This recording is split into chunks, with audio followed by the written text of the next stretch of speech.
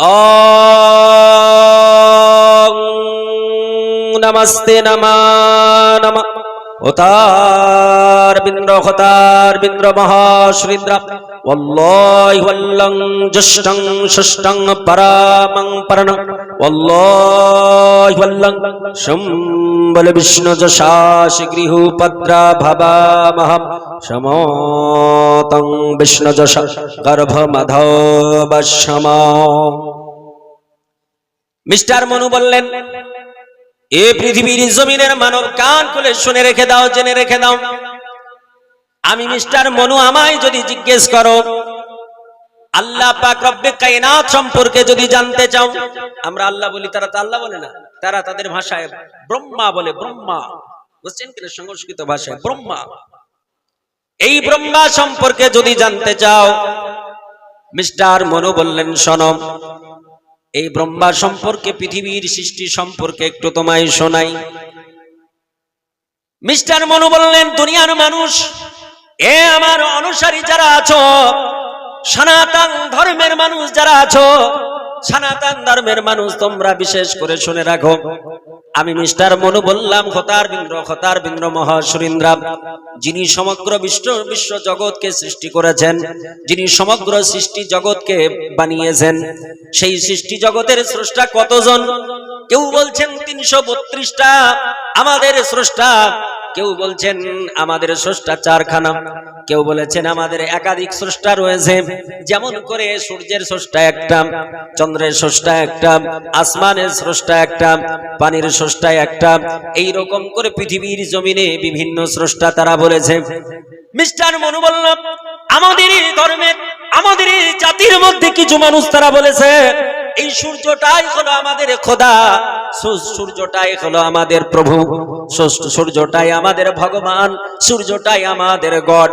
বলে কেন? দেখবেন পৃথিবীর জমিনে এক শ্রেণীর মানুষেরা, আপনার তারা সকালবেলা যখন হয়, স্নান করার পরে, গোসল করার পরে, গোসল করে স্নান করে তারা পূর্ব আকাশের দিকে একটু লক্ষ্য করে, হাতটা এইভাবে আপনার জড়ো করে তারা নমো নমো নমস্তে নামা নামা এইরকম করে তারা সূর্যের পূজা করে। বলে সূর্যের পূজা করে কেন? বলে সূর্য আমাদের খোদা। এই কথাটা আমার আল্লাহ পাক রব্বে কায়নাতের নবী হযরত ইব্রাহিম খলিলুল্লাহ তিনিও এক সময় বলেছিলেন। আল্লাহর নবী ইব্রাহিম খলিলুল্লাহ তিনি যখন পৃথিবীর বুকে জন্মগ্রহণ করেন, সেই সময় সবচাইতে পৃথিবীর কুখ্যাত একজন রাজা ছিল, যার নাম হলো নমরুদ। এই নমরুদ নিজে বলেছিল, এমন করে শুধু নমরুদ নয়, পৃথিবীর বুকে একাধিক আপনার পৃথিবীর জমিনের রাজারা এমন করে তারা নিজেরা দাবি করেছিল, আনা রব্বুকুমুল আলাম। আল্লাহ তাআলা রেফারেন্স দিয়েছেন মুসা আলাইহিস সালামের জামানার একজন বাদশা, যার নাম ফেরাউন বলা হয়েছে। এই ফেরাউনও বলেছিল, দুনিয়ার মানুষকে ডাক দিয়ে বলো আনা রব্বুকুমুল আলাম।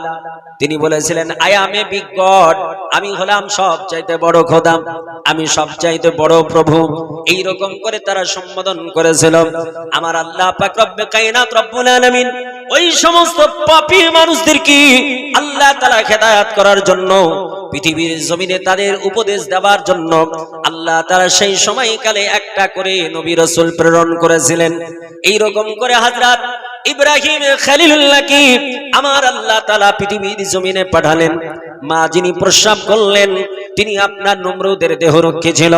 কারণ ইব্রাহিম খলিলুল্লাহর জীবনী আমি বলতে চাচ্ছি না, শুধুমাত্র একটা কোট আনকোট কথা বলতে চাই। আমার আল্লাহ তাআলা রব্বে কায়নাত রব্বুল আলামিনের নবী ইব্রাহিম খলিলুল্লাহ তিনার জন্ম হবে, তার আগেই নমরুদ সবকে ঘোষণা দিয়ে দিল, আমার রাজ্যে যদি কোনো মা যদি বাচ্চা প্রস্রাব করে, ওই বাচ্চাটা যদি পুত্র সন্তান হয় তাকে হত্যা করে দেবে, আর যদি হত্যা না করো তাহলে তার সপরিবারে আমার প্রশাসন তাদের হত্যা করে দেবে। এই ভয়ে আপনার তারিখের স্ত্রী হযরত ইব্রাহিম খলিলুল্লাহর বাবার নাম হলো তারিক, আর কোরআনে যাকে বলা হয়েছে আজার, আল্লাহ তাআলা রব্বে কায়নাত রব্বুল আলামিন কোরআনে এমন করে ডাক দিয়ে বলেছেন ইয়া আবি, এমন করে আল্লাহ তাআলা রব্বে কায়নাত রব্বুল আলামিন ডাক দিয়ে বলেছেন হে আমার বাবা। মানে হযরত ইব্রাহিম খলিলুল্লাহ ডেকেছেন বাবা বলে। আসলে আজার যাকে বাবা বলা হয়েছে কিতাব বলছে ওটা চাচা, কারণ চাচাকেও আবি বলা হয়। হযরত ইব্রাহিম খলিলুল্লাহর বাবার নাম তারিক। এই তারিকের স্ত্রী তিনি একটা ফাঁকা ময়দানে গিয়ে তিনি বাচ্চা প্রসব করলেন ইব্রাহিম খলিলুল্লাহকে। ইব্রাহিম আলাইহিস সালাম যখন জন্মগ্রহণ করলেন ওইখানে আপনার গর্তের মধ্যে মা রেখে দিয়ে চলে আসলো। বলেন একটা বাচ্চা কে যদি রেখে আসে বাচ্চাটা বাঁচবে?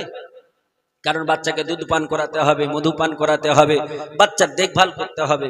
বাচ্চাকে ওখানে গর্তের মধ্যে প্রসব করে রেখে দিয়ে চলে আসলেন উপরে একটা পাথর চাপা দিয়ে। আমার আল্লাহ পাক রব্বে কায়নাত রব্বুল আলামিন তিনার নবী ইব্রাহিম খলিলুল্লাহ তিনাকে যখন রেখে তিনার মা চলে আসলেন, আমার আল্লাহ তাআলা ডাক দিয়ে বললেন ইয়া জিবরিলু ইজহাব ফিল আরদ। আল্লাহ বলছেন জিবরিল আমিন তাড়াতাড়ি করে পৃথিবীর জমিনে চলে যাও। আর পৃথিবীর জমিনে গিয়ে আমার নবী ইব্রাহিম খলিলুল্লাহ সবেমাত্র জন্মগ্রহণ করেছে নবজাতক বাচ্চা, যার জন্য দুধের প্রয়োজন, মা প্রাণের ভয়ে ওইখানে রেখে চলে এসেছে। আমি আল্লাহ তাআলা তার ব্যবস্থাপনা করে দিতে চাই। আমার আল্লাহ তাআলা রব্বে কায়নাতের অর্ডারে জিবরিল আলাইহিস সালাম আসলেন। আল্লাহ বললেন জিবরিল রে ইব্রাহিম খলিলুল্লাহর দুটো আঙ্গুল তার মুখে ঢুকিয়ে দাও। আল্লাহর নবী হযরত ইব্রাহিম খলিলুল্লাহ নিজের আঙ্গুল দুটো এইরকম করে মুখে নিয়ে তিনি চুষতে শুরু করলেন। আল্লাহ কত মহান মহিয়ান! আমার আল্লাহ তাআলা একটা আঙ্গুল দিয়ে দুধ প্রবাহিত করে দিলেন, আর একটা আঙ্গুল দিয়ে আল্লাহ তাআলা মধু প্রবাহিত করে দিলেন। জোরে বলি সুবহানাল্লাহ। আল্লাহ কত মহান! যে আল্লাহ তাআলা বলেছেন ইন্নাল্লাহা আলা কুল্লি শাইইন কাদির। আমার আল্লাহ তাআলা বলছেন ও দুনিয়ার বুকের মানুষ শোনো, আমি সারা পৃথিবীর সমস্ত বিষয়ের উপরে, পৃথিবীর সমস্ত কিছুর উপরে ক্ষমতাশালী, কুদরতশালী। আমি আল্লাহ, আমার কুদরত তোমরা কেউ বুঝতে পারবে না। যিনি হলেন সমগ্র পৃথিবীর স্রষ্টা, যিনি সমস্ত জায়গায় ক্ষমতা রাখেন, এই আমার আল্লাহ তাআলা রব্বে কায়নাত সম্পর্কে মিস্টার মনীষী মনু তিনি বললেন ও দুনিয়ার বুকের মানুষ শোনো, ওতার বিলর মহাশুরিন্দ্রা আল্লাহি ওয়াল্লাহ জষ্টং ষষ্ঠং পরমং পরনং আল্লাহি ওয়াল্লাহ। তিনি বললেন ও দুনিয়ার বুকের মানুষ শোনো, যিনি পৃথিবীকে সৃষ্টি করেছেন ওই সৃষ্টিকর্তা ৩৩২টা নয়, ওটা ৪টা ৫টা ৬টাও নয়। তিনি বললেন উনি হলেন এক আল্লাহ, যাকে আমরা বলে থাকি ভগবান, আর সংস্কৃত ভাষায় যাকে আমরা বলি ব্রহ্মা। সেটাই হলো আল্লাহ। ওই আল্লাহ পাকের ইবাদত করো। আমরা আল্লাহকে ভগবান বলি না, আল্লাহকে ঈশ্বর বলি না, আল্লাহকে প্রভু বলি না, আমরা আল্লাহকে গড বলি না। কেন? কারণ আছে তো, এই জন্য বলি না। এই সমস্ত শব্দগুলো এমনই একটি শব্দ, এর আপনার পুরুষলিঙ্গ থেকে স্ত্রীলিঙ্গ তৈরি হয়, কিন্তু আল্লাহ এমনই একটি শব্দ যার পুরুষলিঙ্গ হয় না, স্ত্রীলিঙ্গ হয় না, উভয় লিঙ্গ হয় না, যে এক বচন থেকে দ্বিবচন হয় না, বহু বচন হয় না। আমি যদি ভগবান বলি তাহলে তার স্ত্রীলিঙ্গ হবে ভগবতী, হবে কি হবে না? আমি যদি ঈশ্বর বলি তার স্ত্রীলিঙ্গ হবে ঈশ্বরী। আমি যদি গড বলি, কোন মুসলমান আমেরিকায়, ফ্রান্সে, জার্মানি, জাপানে যদি বাস করে, তবুও তারা আল্লাহকে আল্লাহ বলে, গড বলে না। বলে নাকি? বলে না। কেন? আমার শ্রদ্ধেয় মাস্টারমশাই আছেন, শিক্ষিত ব্যক্তি, বলতে খুব ভালো লাগছে। আপনারাও অনেকে শিক্ষিত ব্যক্তি আছেন, আমি না চিনতে পারি। তো আল্লাহ পাক রব্বে কায়নাতকে আমরা গড বলি না, যে কান্ট্রিতে বাস করি না কেন। তার কারণটা কি? তারও কারণ আছে। যে গড এমনই একটি শব্দ, এই গড একটা সিঙ্গুলার নাম্বার, এক বচন, এতে থেকে বহু বচন তৈরি করা যায়। যায় কি যায় না? যদি গডের শেষে এস যুক্ত করা হয় বা ইএস যুক্ত করা হয়, তাহলে ওটা আর সিঙ্গুলার থাকবে না, প্লুরাল হয়ে যাবে, মানে এক বচন থেকে বহু বচন হয়ে যাবে। এই জন্য আমরা গড বলি না, যত শিক্ষিত হোক না কেন আল্লাহকে আল্লাহ বলি। There is no god but আল্লাহ।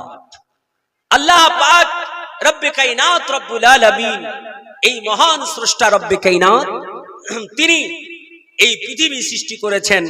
এই পৃথিবীর মধ্যে মহান মনীষী কাকে বানিয়েছেন, শ্রেষ্ঠ কাকে বানিয়েছেন, আমি কোরআন ও হাদিস থেকে বলবো, সঙ্গে সঙ্গে সংস্কৃত ভাষা, হিন্দু ভাইদের ধর্মগ্রন্থ কল্কি পুরাণ থেকে এবং বেদের আপনার যজুর্বেদ বেদ থেকে ইনশাআল্লাহুল আজিজ আলোচনা করব, যাতে করে আপনাদের বুঝতে সুবিধা হয়। কারণ আপনারা আমাকে রিকোয়েস্ট করেছেন, আপনাদের পার্শ্ববর্তী এলাকায় অনেক হিন্দু ভাই তারা থাকেন। আমি কোন ধর্মের প্রতি আঘাত দিয়ে কথা কোনোদিন বলি না, বলবো না। কোন ধর্মে কি আছে তাদের বাস্তব কথাটাই, বাস্তব চিত্রটাই আমি উঠিয়ে ধরি। আপনাদের এখানে কজন হিন্দু ভাই এসেছে জানি না। আমার একটা প্রোগ্রাম এই কিছুদিন করে আসলাম, কলকাতায় একটা প্রোগ্রাম করে আসলাম, যেখানে আপনার সারি সারি হিন্দু ভাইরা বসেছিল। তারপরে দিনাজপুরে আপনার নুরিপুর বলে একটা জায়গা আছে, কিছু না হলো 200-400 হিন্দুই শ্রোতা থাকে, বুঝলেন কিনা। আমি কিছু না হলো আজ থেকে 7-8 বছর থেকে যাই একটা জায়গায়, বুঝছেন কিনা।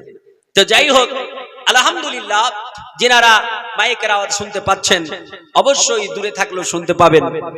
আর আপনারা যদি শিক্ষিত হন, আপনাদের কিতাব ওঠালেও আপনার প্রমাণ পেয়ে যাবেন। আল্লাহ পাক রব্বে কায়নাতের কথা, নবীর কথা আমরা আলোচনা করব। সঙ্গে সঙ্গে আল্লাহ এবং রাসূল সম্পর্কে অন্যান্য ধর্মগ্রন্থ কি বলেছে, বেদ কি বলেছে, পুরাণ কি বলেছে, জান্দাবাস্তা কি বলেছে, ত্রিপিটক কি বলেছে, গৌতম বুদ্ধ কি বলেছে, এমন করে শ্রী চৈতন্য দেব কি বলেছেন, এমন করে পৃথিবীর বুকে মিস্টার নারায়ণ কি বলেছেন, এম কে ভাটিয়ারি কি বলেছেন, মিস্টার মাইকেল এইচ হার্ট কি বলেছেন, ইনশাআল্লাহুল আজিজ বলার চেষ্টা করব।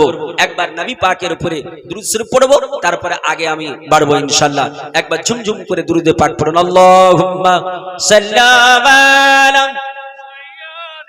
আর যিনারা দাঁড়িয়ে আছেন যুবক ভাই, তেনারা এসে বসলে আমি খুব খুশি হই। কারণ যুবক ভাইরা সত্যি তাদের গুরুত্ব আল্লাহ তাআলা দিয়েছেন, নবী পাক তার সম্মান দিয়েছেন। যদি আপনারা এসে বসেন তাহলে আলোচনাটা আরো বেশি গুরুত্ব পাবে, দাঁড়িয়ে না থেকে। ওয়ালায়ালে জোরে জোরে পড়ুন।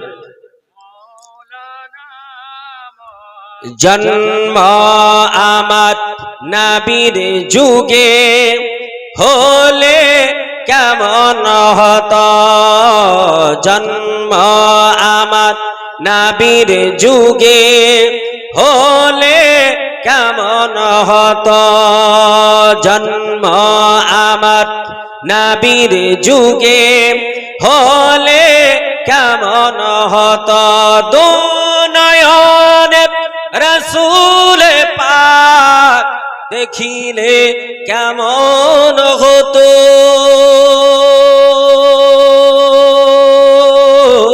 জন্ম আমার নবীর যুগে হলে কেমন হতো, আসতো ভেসে হাজরাতে বেলালের মধুর আযান, আসতো ভেসে হাজরাতে বেলালের মধুর আযান, যে আযানে ছিল যে এত প্রেম মুগ্ধ রহমান, দয়ার নবীর পিছে নামাজ পড়লে কেমন হতো, দয়ার নবীর পিছে নামাজ পড়লে কেমন হতো, দুনয়নে রাসূল পাক দেখিলে কেমন হতো, জন্ম আমার নবীর যুগে হলে কেমন হতো, দ্বীনি কত আলোচনায় থাকতাম আমি অধম, দ্বীনি কত আলোচনায় থাকতাম আমি অধম, সামনে রসুল পাক হতো, পিছে সাহাবাগণ। সামনে রসুল পাক হতো, পিছে সাহাবাগণ। আবু বকর, উমর, উসমান, আলী সঙ্গী কেমন হতো। জন্ম আমার নবীর যুগে হলে কেমন হতো। আল্লাহুম্মা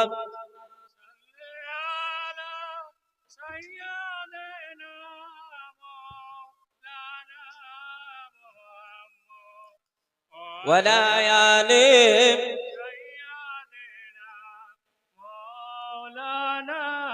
মোহাম্মদ। মুআজ্জাজ মোহতারাম, আমার আল্লাহ পাক রব্বে কায়নাত রব্বুল আলামিন পবিত্র কালাম কোরআন পাকে আমার আল্লাহ তাআলা রব্বে কায়নাত রব্বুল আলামিন বললেন, এ পৃথিবীর জমিনের মানব, আমি আল্লাহ তাআলা তোমাদের হেদায়েতের উদ্দেশ্যে তোমাদের পথ প্রদর্শক করে আমি আল্লাহ তাআলা পৃথিবীর জমিনে একজন প্রফেটকে পাঠালাম।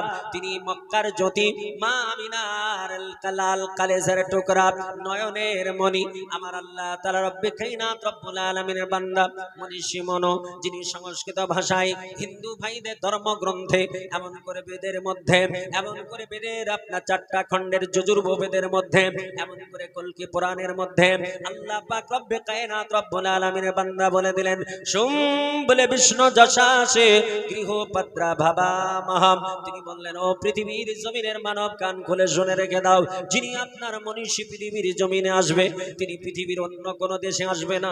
ভারতের বড় বড় শহর আছে, চেন্নাই, মাদ্রাজ, এমন করে মুম্বাই, কলকাতায় আসবে না। আমার আল্লাহ তাআলা বললেন, এমন করে এই পাকিস্তানের ইসলামাবাদে আসবে না, বাংলাদেশের ঢাকাতে আসবে না, এমন করে চীনের হংকং এ আসবে না। আমার আল্লাহ তাআলা রব্বে কায়নাত রব্বুল আলামিন বললেন, পৃথিবীর কোন দেশে আসবে না, অন্য দেশের কোন শহরে আসবে না। আমার আল্লাহ তাআলা রব্বে কায়নাতের বান্দা মনীষী মনো, তিনি বললেন, সম্বলে বিষ্ণু যশাসে, তিনি সম্বল শহরে জন্মগ্রহণ করবেন, সম্বল শহরে তিনি জন্ম নেবেন। এই সম্বল শহর, সম্বল এটা সংস্কৃত ভাষা, যেটা আরবিকে ট্রান্সলেট করলে হয় দারুল আমান, বাংলায় অর্থ হয় যার শান্তিপূর্ণ শহর। এই শান্তিপূর্ণ শহরে তিনি আসবেন। আমার আল্লাহ তাআলা রব্বে কায়নাত রব্বুল আলামিন পৃথিবীর জমিনে যত দেশ আছে, সেটা আপনার England, highland, German, Japan, Nigeria, এমন করে আমেরিকা, এমন করে ফ্রান্স, জাপান হতে পারে, এমন করে তুরস্ক, রাশিয়া, মালয়েশিয়া হতে পারে। আমার আল্লাহ তাআলা কোন দেশের কথা নিয়ে আসলেন না। আমার আল্লাহ তাআলা রব্বে কায়নাত রব্বুল আলামিন কোন আপনার শহরের কথা বললেন না। আল্লাহ বললেন, ওই শান্তিপূর্ণ শহর ওটা হবে জিনা, যে জায়গাটার নাম হলো মক্কাতুল মুকাররমা। আমার আল্লাহ তাআলার বান্দা মনীষী মনু, তিনি বললেন, সম্বল তিনি শান্তিপূর্ণ শহরে আসবে। তিনার বাবার নাম কি হবে? তিনি তিনার সংস্কৃত ভাষাতে হিন্দু ধর্মের ধর্মগ্রন্থে তিনি বললেন বিষ্ণু যশাসে, তিনার বাবার নাম হবে বিষ্ণু যশা। বিষ্ণু যশা সংস্কৃত ভাষা, এই সংস্কৃত ভাষা বিষ্ণু যশা, যার আরবিকে ট্রান্সলেট করলে হয় আব্দুল্লাহ, যার বাংলায় অর্থ করলে হয় আল্লাহ পাকের কৃতদাস, আর তারা বলে ভগবানের কৃতদাস। আমার আল্লাহ তাআলা রব্বে কায়নাতের নবী, বিশ্ব নবীর বাবা, যার নাম হলো আব্দুল্লাহ, যার নাম হলো আব্দুল্লাহ, যেটা সংস্কৃত ভাষায় বলা হয় বিষ্ণু যশা। বিষ্ণু যশা মানে ভগবানের কৃতদাস। আল্লাহর নবীর বাবার নাম হলো আল্লাহর কৃতদাস। এই আল্লাহর কৃতদাসের পৃষ্ঠদেশ হইতে মা আমিনার উদারে আসবে সংস্কৃত ভাষাতে। এমন করে কলকি পুরাণে বলা হলো সুমতি, যিনার গর্ভে আসবে তিনার নাম হবে সুমতি, তিনার নাম হবে সুমতি। সুমতি সংস্কৃত ভাষা, আরবিকে ট্রান্সলেট করলে হয় আমেনা, যার বাংলায় অর্থ হয় যার হৃদয়টা হলো কমল, যার হৃদয়টা হলো স্বচ্ছ সুন্দর। আমার আল্লাহ তাআলা পৃথিবীর জমিনে হযরত আমিনা রাদিয়াল্লাহু তাআলা আনহা তিনার উদার হইতে আমার আল্লাহ তাআলা পৃথিবীর জমিনে পাঠালেন মক্কাতুল মুকাররমায়। আমার আল্লাহ বললেন, এই পৃথিবীর জমিনের মানব শোনো, আমি আল্লাহ তাআলা ওই নবীকে শেষ নবী করে পাঠালাম। ওই নবীর পূর্বে আমি আল্লাহ তাআলা 1 লক্ষ মতান্তরে 2,23,999 জন নবী দিয়েছি। কোন নবীকে ডাক দিয়েছি আদম বলে, কোন নবীকে আমি ডাক দিয়েছি শীষ বলে, কোন নবীকে ডাক দিয়েছি হুদ বলে, কোন নবীকে আমি আল্লাহ তাআলা পাঠিয়েছি মুসা নবী বলে, কোন নবীকে পাঠিয়েছি হযরত ইব্রাহিম খলিলুল্লাহ বলে, কোন নবীকে পাঠিয়েছি ইসহাক আলাইহিস সালাম বলে, কোন নবীকে পাঠিয়েছি ইসমাঈল জাবিউল্লাহ বলে, কোন নবীকে পাঠিয়েছি জাকারিয়া আলাইহিস সালাম বলে, কোন নবীকে পাঠিয়েছি লূত আলাইহিস সালাম বলে, কোন নবীকে পাঠিয়েছি হযরত আইয়ুব আলাইহিস সালাম বলে। আল্লাহ বলছেন কোন নবীকে পাঠিয়েছি হযরত ইলিয়াস আলাইহিস সালাম করে। আমি আল্লাহ তাআলা কোন নবীকে এমন করে পাঠিয়েছি হযরত ইদ্রিস আলাইহিস সালাম করে, কোন নবীকে পাঠিয়েছি ইউনূস আলাইহিস সালাম করে, কোন নবীকে পাঠিয়েছি হযরত সুলাইমান আলাইহিস সালাম করে। আমার আল্লাহ পবিত্র কালাম কোরআনের পাখি আমার আল্লাহ তাআলা 25 খানা নবীর নাম দিয়েছে। আপনাকে 25 খানা নাম আমি শুনিয়ে দিতে পারি। আমার আল্লাহ তাআলা রব্বে কায়নাত রব্বুল আলামিন বললেন, এ পৃথিবীর জমিনের মানব শোনো, আমি আল্লাহ তাআলা 25 জন নবীর নাম দিয়েছি। এই 25 জন নবীকে আমি আল্লাহ তাআলা আমার নবীর সুসংবাদ করে পাঠিয়েছি। আল্লাহ বলছেন বান্দারে শুধু তাই নয়, আমার আল্লাহ জগৎবাসীকে জানালে শোনো, আমি আল্লাহ তাআলা 1 লক্ষ মতান্তরে 2,23,999 জন নবী, আদম নবী আলাইহিস সালাম থেকে শুরু করে হযরত ঈসা ইবনে মারিয়াম পর্যন্ত প্রত্যেকটা নবীকে আমার নবীজির সুসংবাদ করে পাঠালাম। জোরে বলে সুবহানাল্লাহ।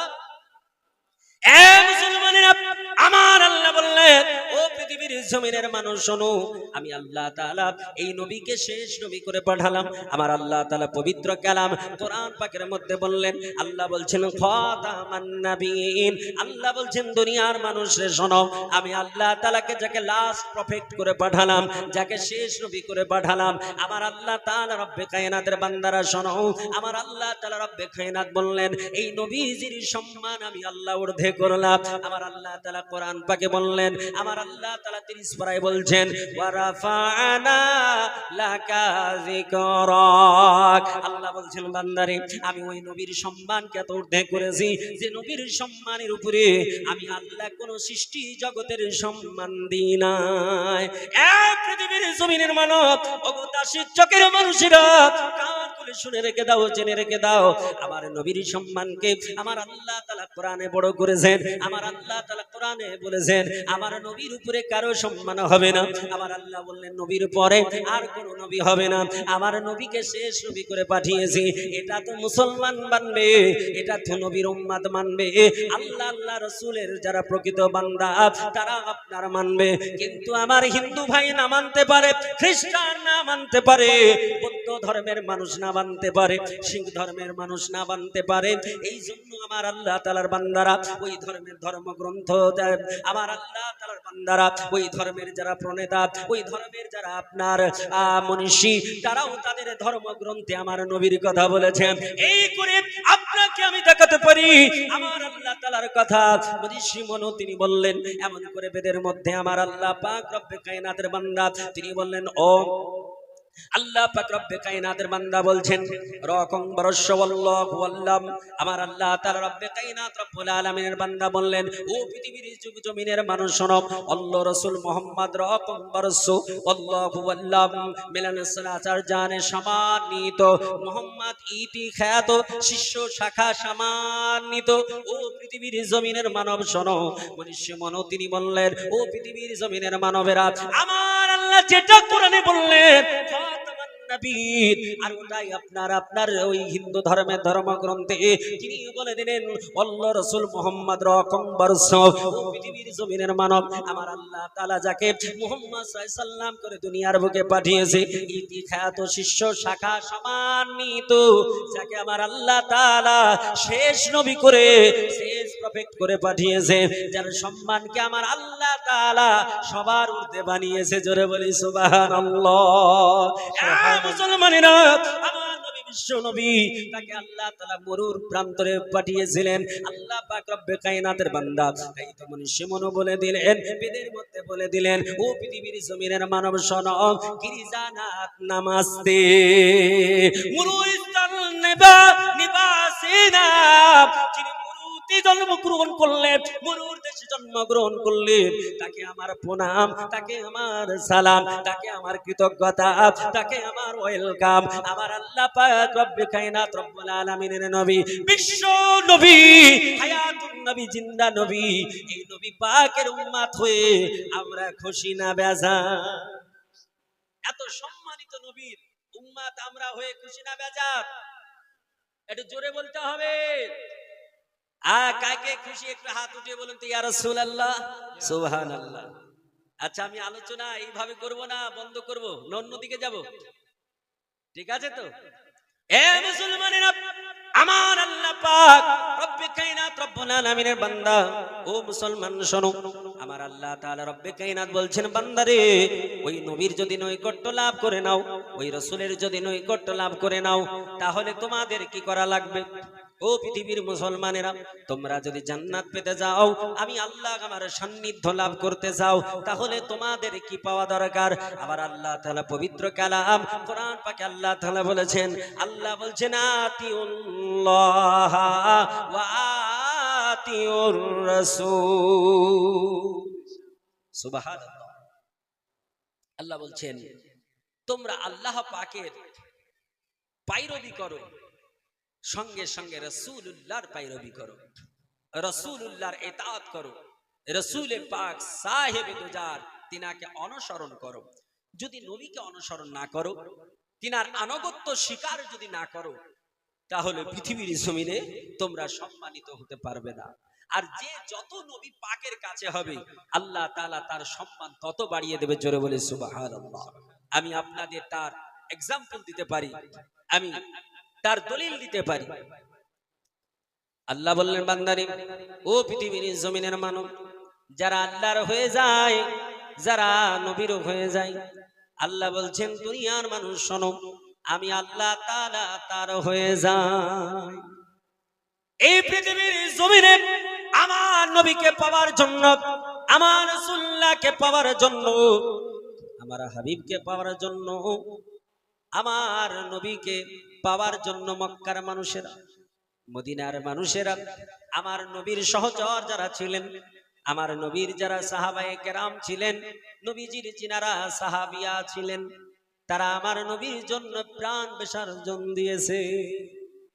অর্থ দেওয়া তো ওটা পরের কথা, অর্থ তো সবাই দিতে পারে, প্রাণ সবাই দিতে পারে না, কিন্তু একটা মানুষের কাছে সবচাইতে দামি যদি কোনো জিনিস থাকে, তার নাম হচ্ছে প্রাণ। ঠিক না ভুল? ও সব দিতে পারে, কিন্তু প্রাণ দিতে পারে না। যে প্রাণ দিতে পারে, তিনি হচ্ছেন প্রকৃত প্রেমিক, যে ওই ব্যক্তির জন্য সে প্রাণ পর্যন্ত দেয়। তাই বলে আপনারা এই শব্দটার অপব্যাখ্যা করবেন না।